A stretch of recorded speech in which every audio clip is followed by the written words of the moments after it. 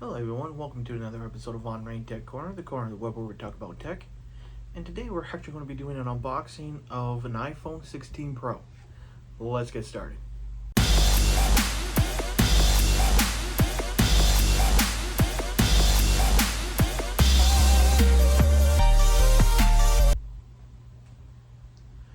Alright, I do apologize for my bad appearance. I literally just got back from the store from picking this phone up. You know what? I gotta say the packaging is really nice. And you know, I got the 128 gig base model for the Pro, mainly because of the new features, especially the new camera. That's going to be really nice when I do outside shots. So let me just change the camera angle real quick and we'll get unboxing this thing. Okay, so as you can see, we got the phone here. It's a iPhone 16 Pro. It is the white titanium 128 gig. Let's see what it looks like on the inside, shall we?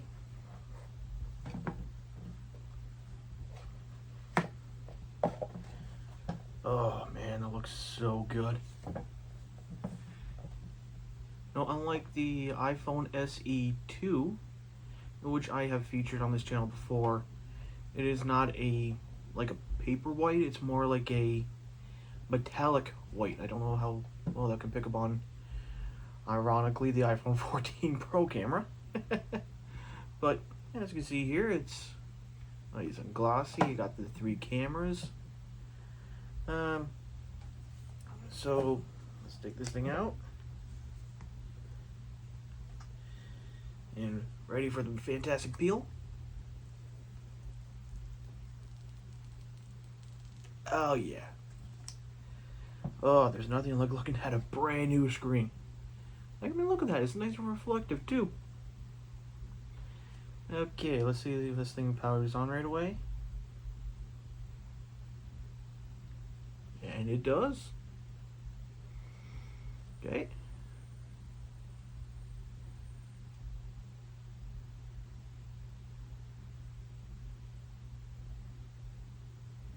And while it does power on, let's take a look at, oh, here we go. Man, the screen actually looks really nice. Yeah, and the bezels are actually thinner.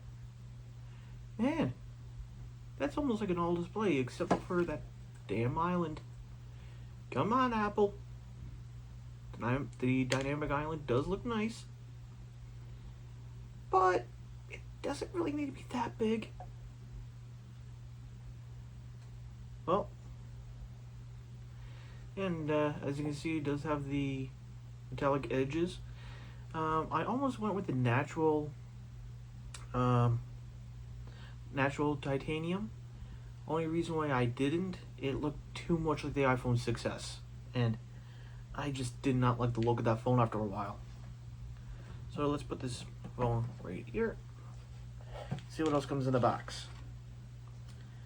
Okay, so looks like we got the pin for inserting the SIM card and a power cable. Now, I do believe this is USB-C, as thanks to the European Union, not Apple's bravery.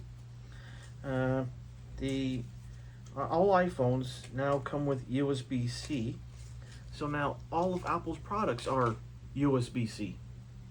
So yeah, now it's USB-C to USB-C. Now, how long is this cable? Decent length. I think it's bigger than what Samsung puts in their phones. Huh. Alright. Anything else comes in the box?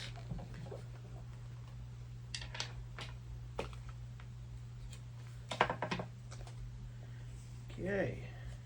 There's that. Oh, here's our booklets. Okay, iPhone user guides. I like how it's nicely shaped. They're cutting down on their paper usage.